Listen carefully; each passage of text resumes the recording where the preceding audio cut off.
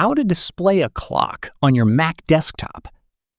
If you want to keep a clock visible directly on your Mac desktop, you can easily add it using the built-in widget feature.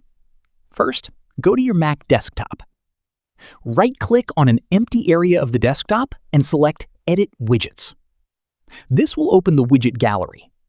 At the top, use the search bar and type Clock. You will see several clock widget styles and sizes. Choose the one you prefer and click it to add it to your desktop.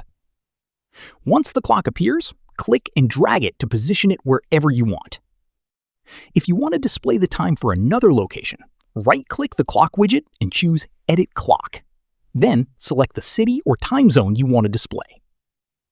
You can also add multiple clock widgets if you need to keep track of different time zones. To remove a clock, right-click the widget and select Remove Widget. And that's it. This is how you can display a clock directly on your Mac desktop and keep the time visible while you work.